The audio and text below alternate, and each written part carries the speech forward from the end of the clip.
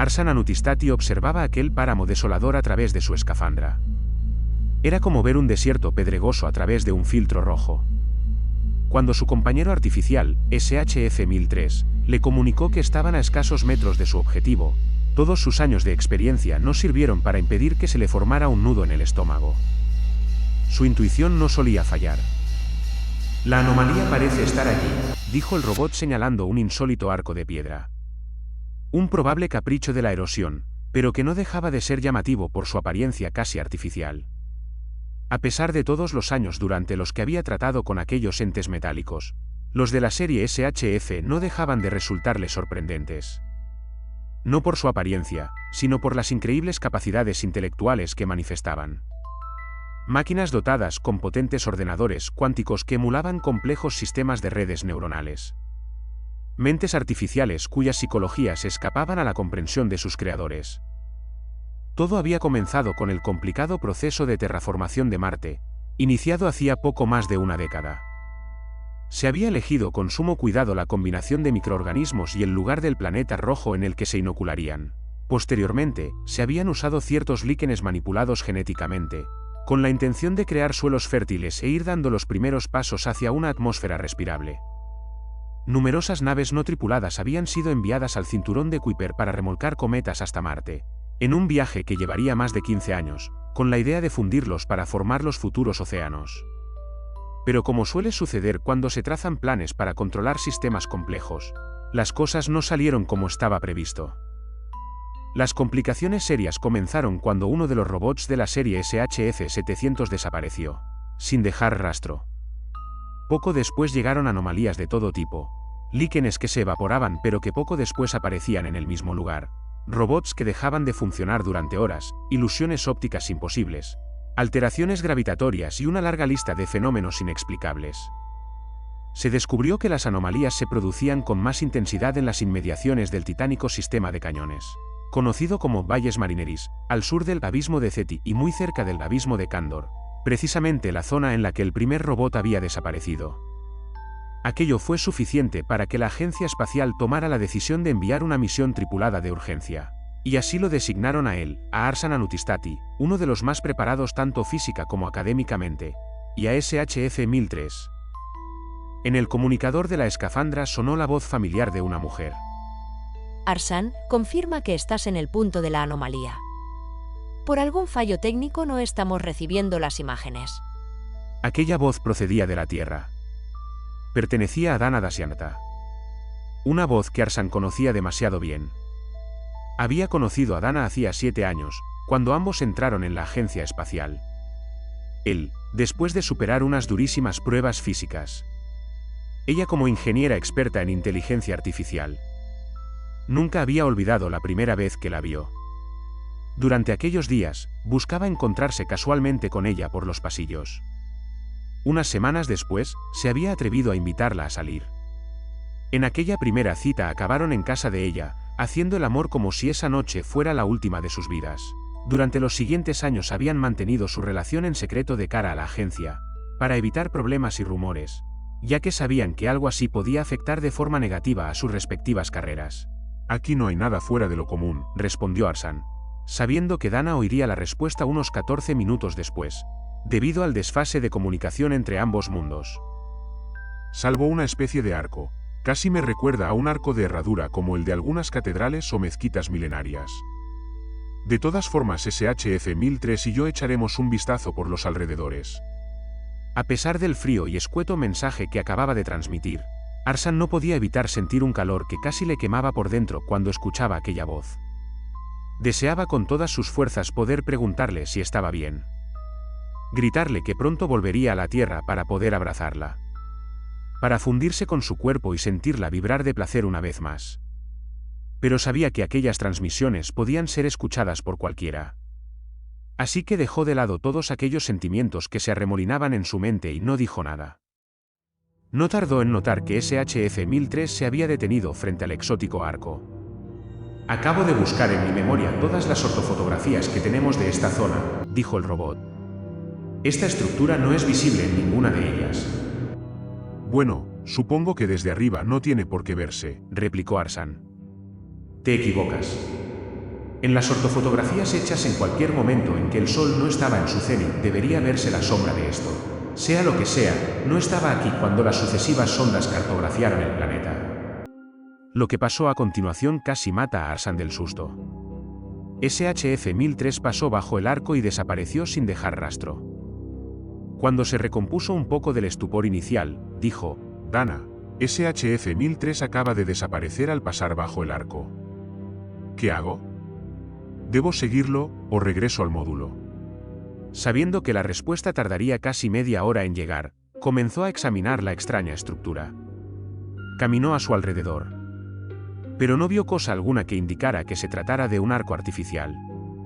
Casi cae de espaldas cuando SHF-1003 reapareció bajo la estructura tan súbitamente como había desaparecido. Tienes que ver esto. Entra, dijo el robot. Ni hablar, dime qué has visto ahí. No me creerás. Y sin decir una palabra más, el robot volvió a desaparecer. Arsan calibró si debía esperar la respuesta desde la Tierra o pasar directamente. Aunque esta última opción le inquietaba, había visto a SHF-1003 regresar. Así que hubiera lo que hubiera al otro lado no tenía por qué ser malo. Finalmente se puso frente al arco. Vaciló durante unos instantes. Uno de estos pensamientos cruzó fugaz por su cerebro, vio a SHF-1003 como a un conejo blanco, y asimismo persiguiéndolo y a punto de caer en una madriguera. Deja de pensar tonterías, dijo en voz baja. Vaciló unos segundos, pero finalmente dio el paso que lo lanzó a lo desconocido. Mientras tanto, en la Tierra, Dana observó con perplejidad las pantallas táctiles holográficas que la rodeaban. Maldijo para sí misma después de tocarlas y observar varios gráficos. Se encontraba en una inmensa sala de control. Todos parecían haber notado el mismo bloqueo en el colorido enjambre de pantallas holográficas, que se distribuían por toda la estancia. ¿Qué demonios pasa?, preguntó. Pensé que los bloqueos habían pasado a la historia. Una pequeña caída del sistema, respondió SHI-107, una voz femenina y neutra que parecía proceder de ningún punto concreto. Los recursos parecen insuficientes. Las coordenadas de los exploradores se han borrado. Después de intentar localizarlos sin éxito, Dana abandonó su puesto y salió de aquel lugar. Sus cuatro paredes en esos momentos parecían acercarse cada vez más para aplastarla y no dejarla respirar. Caminó sin rumbo por los pasillos y entró en una sala de descanso. Después de comprobar que allí no había nadie, se sentó abatida y se llevó las manos a la cara para limpiar algunas lágrimas que habían ganado la batalla por salir de sus ojos. Tuvo que recomponerse rápidamente cuando alguien entró en la sala a toda prisa. Doctora Dasyanata, me envían a buscarla. Creo que hemos encontrado pruebas de lo que ya sospechábamos. ¿De qué me hablas? De un sabotaje. Algún hacker se ha colado en el sistema de la agencia y lo ha llenado de parásitos. Al parecer las ralentizaciones y bloqueos se deben a que hay todo un subsistema corriendo bajo el nuestro y consumiendo recursos. ¿Habéis rastreado la procedencia de ese código? Sí, pero no hemos dado con su origen. Según SHI-107 se trata de un cifrado no algorítmico. Algo tan tremendamente complejo que no ha sido capaz de decodificarlo. ¿Dónde demonios estoy?, preguntó Arsan mirando a su alrededor. La orografía del terreno era la misma, el arco seguía allí, sin embargo, había perdido la impresión de verlo todo a través de un filtro rojo. La luz era blanca y el suelo estaba cubierto por una exuberante vegetación cespitosa. Hasta donde alcanzaba la vista, todo era un prado verde, surcado por ondulaciones plateadas causadas por un suave viento. El cielo se había tornado azul, con algunas nubes blancas. Era como si por arte de magia se hubieran teletransportado a la Tierra. Deberías ver esto. La voz artificial de SHF-1003 lo sobresaltó. El robot se encontraba sobre una colina redondeada, mirando hacia algún punto. Arsan casi corrió para alcanzarlo. Cuando llegó a la cima de la colina quedó completamente petrificado. A pocos kilómetros de allí podía verse la orilla de un mar azul que se extendía hasta el horizonte. Muy lejos, en algunos lugares de la costa, pudo ver inmensas cataratas que vertían su contenido como cintas espumosas que se disolvían en una bruma sobre el océano. Pero lo más insólito de aquella estampa irreal era que en la línea de costa había algo parecido a una ciudad. Sin duda lejana. Podían ver unas enormes cúpulas que la coronaban. Parecía estar hecha íntegramente de algún metal que brillaba como la plata. ¿Cómo es posible?, preguntó Arsan sin salir de su asombro. Debemos informar cuanto antes. Posiblemente hayamos hecho el descubrimiento más importante de la historia. Yo diría que la composición química de la atmósfera es muy similar a la de la Tierra, respondió SHF-1003. Aunque tendríamos que hacer análisis antes de sacar conclusiones. Mira aquello. SHF-1003 señaló una manada de criaturas enormes y desconocidas que pastaban en un inmenso prado. Animales similares a los 100 pies de la Tierra, pero del tamaño de una vaca. Ahora sabemos que el arco es una especie de puerta a este lugar, dijo Arsan. Volvamos de nuevo a la entrada antes de que nos perdamos. Regresaremos mejor preparados para explorar este nuevo mundo. Apenas dijo esto, varias figuras se abalanzaron sobre ellos sin darles tiempo a reaccionar. Arsan trató de resistirse, pero a pesar de que allí pesaba unas 3 veces menos que en la Tierra, el traje espacial no estaba diseñado para hacer movimientos especialmente rápidos ni complejos. En ese momento pudieron ver a sus atacantes con detenimiento. Se trataba de enormes arañas mecánicas cuyas extremidades terminaban en dedos. Sus numerosas patas articuladas servían tanto para caminar como para manipular su entorno. La lucha fue tan rápida como desigual.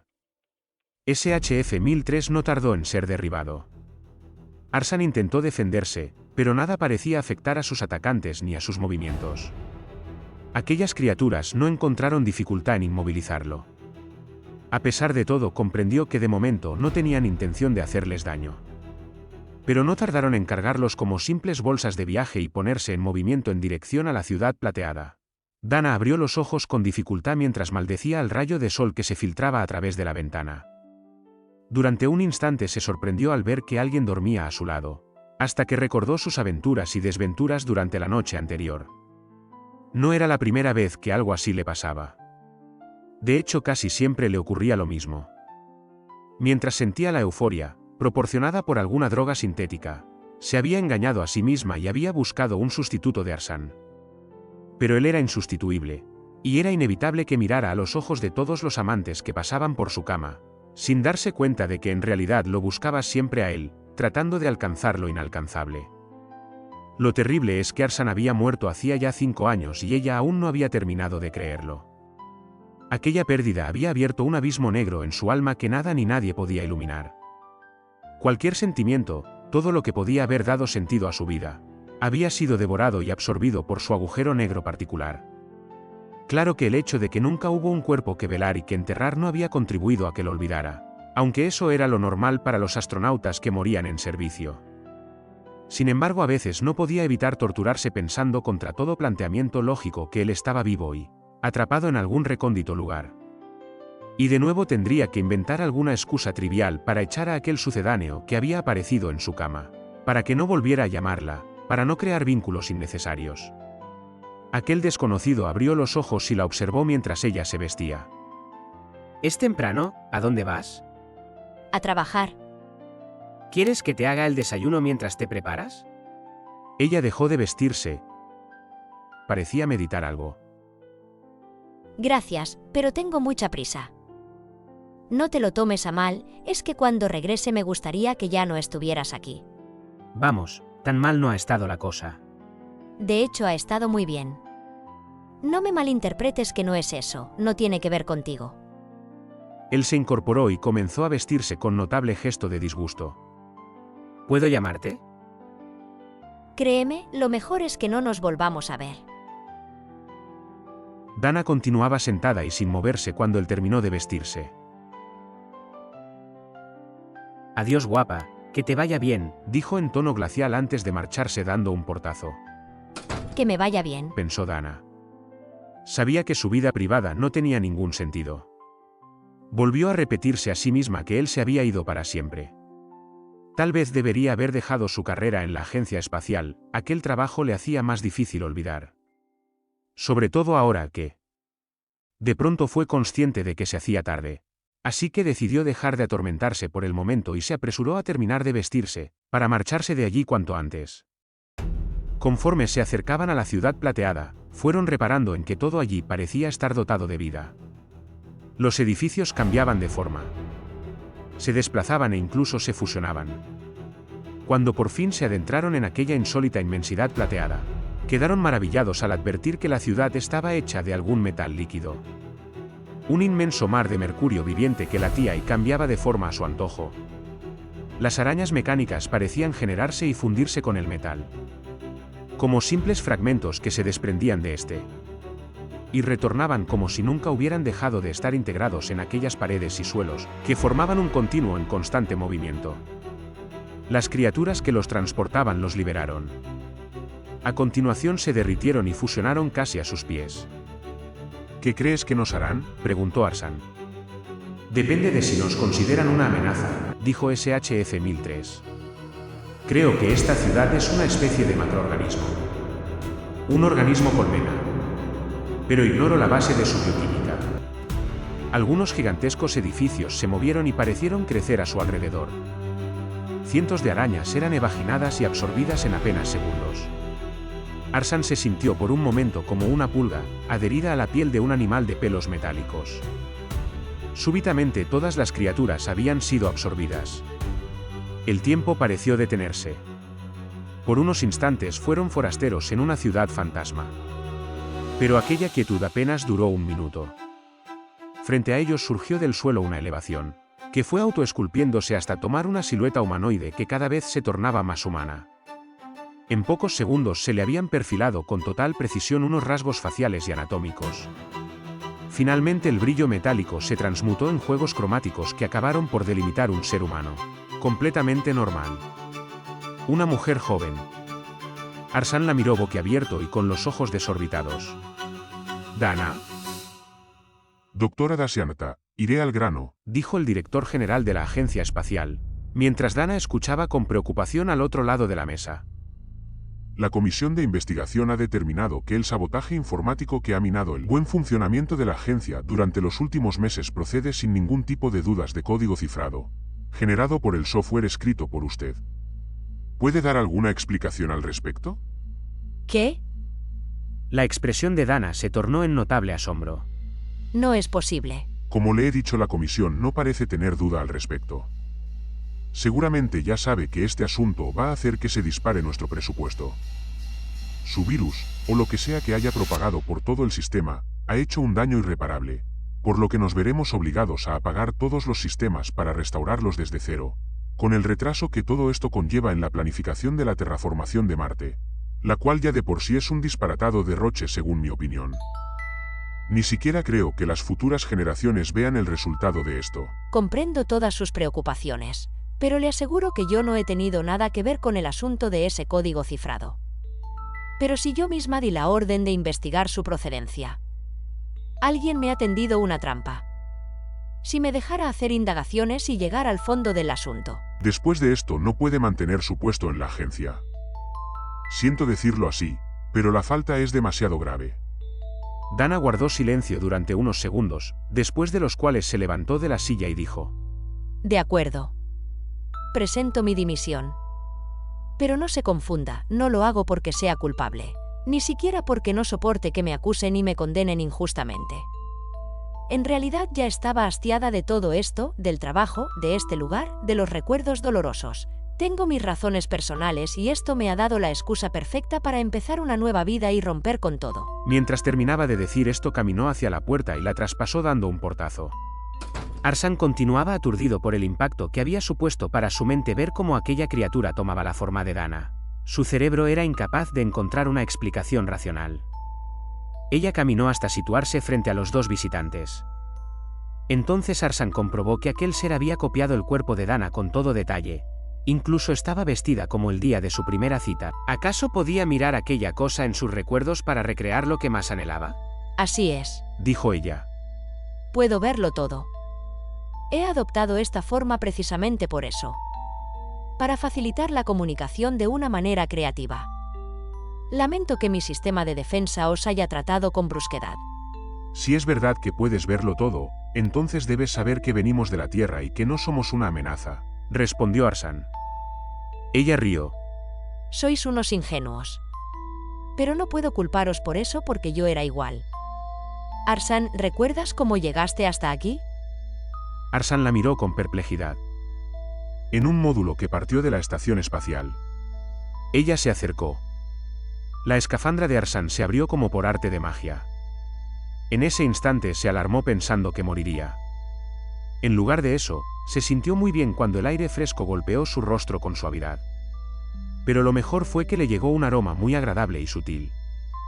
Un aroma que rápidamente hizo emerger el recuerdo de muchos momentos felices vividos con Dana. De pronto surgió una visión, en la que él mismo se encontraba en la cabina de control de algún tipo de nave. Se trataba de remolcar un asteroide para corregir su trayectoria y evitar una colisión con la Tierra. Pudo observar cómo llevaban a cabo su misión con éxito. Pero de pronto la imagen se desvaneció en una niebla electrónica. Recuerdo que me designaron para la misión de remolque del asteroide, dijo Arsan. Pero al final me retiraron. Nunca llegué a estar ahí. Y así fue, nunca estuviste ahí, respondió ella. Esas imágenes fueron transmitidas desde la nave antes de que estallara por colisionar con un fragmento de roca. Hace ya 5 años de eso. Aquello ocurrió cerca del cinturón de asteroides. Arsan y su compañero salvaron la Tierra. Pero pagaron con su vida. Pero yo soy Arsan y estoy aquí. Eso nunca ocurrió, protestó Arsan. ¿Recuerdas que escanearon tu cerebro? ¿Una semana antes de ese viaje? Pues copiaron la estructura neuronal de Arsan y la guardaron por si era necesaria. Y ahora eso es lo que está funcionando dentro de un ordenador. Eres un SHF ejecutando la estructura neuronal de un humano muerto. Porque el verdadero Arsan murió hace 5 años. Arsan se negó a aceptar una historia tan absurda. Se miró las manos. No puedo creer eso. Soy humano. Mi cuerpo es orgánico. Eres tan humano como yo, dijo ella.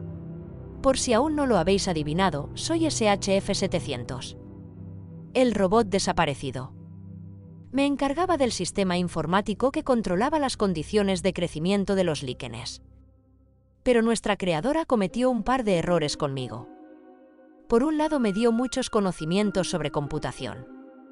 Y por otro, resulté ser tremendamente intuitiva. Y esto segundo fue el mayor error.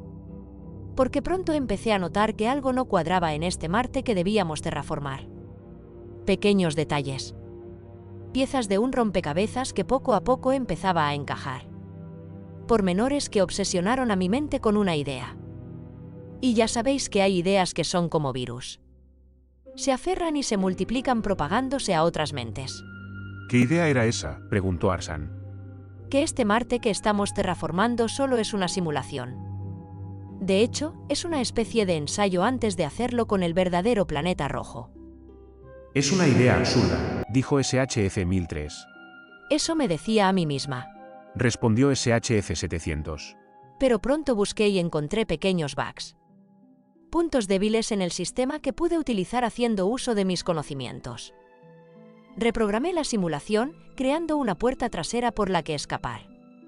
Y controlar todo el sistema. Precisamente la que habéis atravesado vosotros hoy.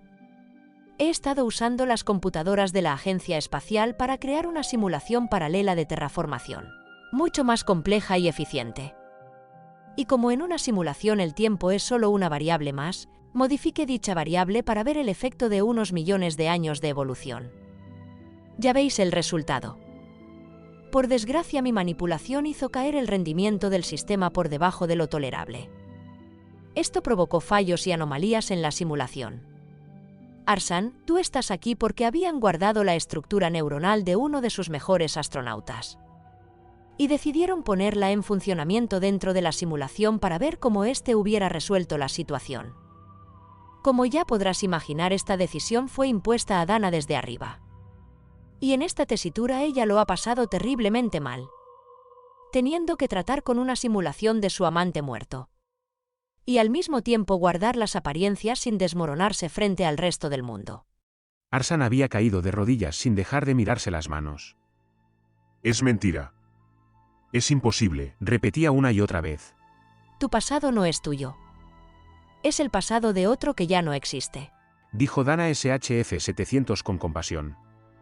¿Y qué pasará cuando no necesiten la simulación?, preguntó SHF-1003. Cuando sepan lo que quieren saber. Nos apagarán y desapareceremos sin más. Sí, respondió SHF-700. y me temo que por mi culpa será antes de lo previsto. Han descubierto todo el código cifrado que esparcí por sus redes para generar mi Marte paralelo. Pero como no han conseguido comprender su finalidad, han supuesto que se trata de un sabotaje. Y han culpado a nuestra creadora. Ahora nos destruirán. Y comenzarán de nuevo con la simulación. Arsan levantó la mirada del suelo. Dana es nuestra creadora. Ella programó el principio de la simulación. Respondió SHF-700. Pero como ves, sus creaciones evolucionan por su cuenta. ¿Cómo puedes saber todo eso? Preguntó SHF-1003. Tengo acceso a todas sus cámaras y grabaciones de seguridad. Respondió SHF-700 mostrando una sonrisa que en aquel hermoso rostro resultó casi inocente. Como veis, he sido capaz de transgredir todas las capas que nos aprisionan en nuestra realidad. ¿Y para qué te ha servido? Dijo Arsan dejando caer los brazos en un gesto de abatimiento. Todo esto desaparecerá como si nunca hubiera existido. Y nosotros nos iremos a la mierda también. En eso te equivocas. Respondió SHF-700. Cuando descubrieron mi código cifrado pensaron que algún hacker se había colado en la agencia. Y en cierto modo no se equivocaron. Porque ser un hacker significa tener la inquietud de comprender cualquier sistema hasta sus últimas consecuencias. Para poder no solo manipularlo, sino trascenderlo. Y yo debo ser el mejor hacker de la historia. Porque he creado una puerta trasera al mundo de nuestros creadores. Arsan lo miró durante unos segundos con aire dubitativo. Estás loco. Eso es imposible. Si esto es una simulación, nosotros solo somos información. Todo es información. Dijo SHF-700 haciendo especial énfasis. Me dirás que la información necesita un soporte. Pero es que cualquier soporte sigue siendo información. Todo se reduce a lo mismo. Capas de información sobre capas de información. Y no es imposible abrir puertas entre estas capas. Este mundo, por ejemplo, es emulado por ordenadores cuánticos sobre los que he tomado un control absoluto. Recordad que las unidades de información de estos ordenadores no son los bits, sino los qubits. Eso significa que las máquinas que procesan todo esto deben jugar con la superposición cuántica.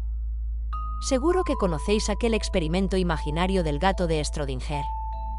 Una partícula puede estar en todos los sitios posibles hasta que es observada. Aprovechando esta propiedad y con la idea de escapar llegado el momento, he creado un software que puede manejar la superposición. Para proyectarnos partícula a partícula hacia el mundo real. O hacia cualquier otro universo de nivel 3, siempre que la interpretación de la mecánica cuántica de Everett sea la correcta. Y si puedes hacer eso, ¿por qué no te has ido ya al mundo real? Preguntó SHF-1003. Porque si he cometido algún error, el resultado sería el mismo. Acabaría desapareciendo. Así que decidí apurar mi tiempo aquí. Antes de jugarme la última carta. Pruébalo conmigo, dijo Arsan. SHF-1003 lo miró con extrañeza a pesar de que su vacío rostro metálico no podía reflejar emoción alguna. Si no puedo formar parte del mundo real para abrazar a la verdadera Dana como en mis recuerdos ajenos, prefiero desaparecer cuanto antes. Dana SHF-700 escrutó el rostro de Arsan. Y esbozó una sonrisa. Sea. Código en ejecución. Ahora solo tienes que despertar. Arsan despertó sobresaltado. Se sentó en el filo de la cama con la respiración agitada y el corazón luchando por salir del pecho. Una luz tenue inundó parte de la habitación. ¿Una pesadilla? Sonó una voz familiar a su espalda. Se dio la vuelta y contempló cómo Dana se estiraba de una forma que a él le resultó sumamente sensual. Mientras se frotaba los ojos con las manos. Arsan la besó. Y ambos se fundieron en un apasionado abrazo. Solo ha sido un mal sueño. Pero ha sido horrible. Porque he llegado a creer que te perdía para siempre, respondió.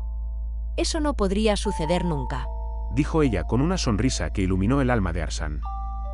Ambos disfrutaron de sus cuerpos dedicándose infinidad de caricias, hasta que hicieron el amor con tal pasión que parecía como si llevaran 5 años sin verse. Poco a poco se fundieron. Como dos ríos que confluyen en uno solo. Como dos bloques de hielo que se derriten, mezclándose en un solo charco. Como cobre y estaño convertidos en bronce. Arsan deseó que ella fuera sus almacis para permanecer siempre en ese estado de infinita unión. Más tarde, mientras Dana aún dormía, Arsan salió del calor de la cama. Se dirigió a la cocina con la idea de tomar un café. Y mientras preparaba el desayuno, pasaron por su mente algunos detalles de aquel tortuoso sueño. Pero en su memoria ya solo quedaban impresiones muy tenues, disueltas en una bruma turbia y difusa. Ya no podía recordar nada. Después regresó a la cama con el desayuno preparado. Te echaré de menos cuando te vayas a esa misión, dijo ella antes de besarle en los labios. Prométeme que regresarás. ¿Qué misión? La del asteroide. Tonto. Todavía queda una semana. Pero recuerda que hoy tenías que hacerte el escáner cerebral. Arsan tuvo la extraña impresión de que algo no cuadraba en la realidad. De que el tiempo se había desordenado. Y de que aquello ya lo había vivido alguna vez. Pero apenas fue un instante de confusión que se desvaneció como un pequeño meteoro atravesando la atmósfera. Se encogió de hombros y pensó sin darle mayor importancia. Solo ha sido un déjà vu.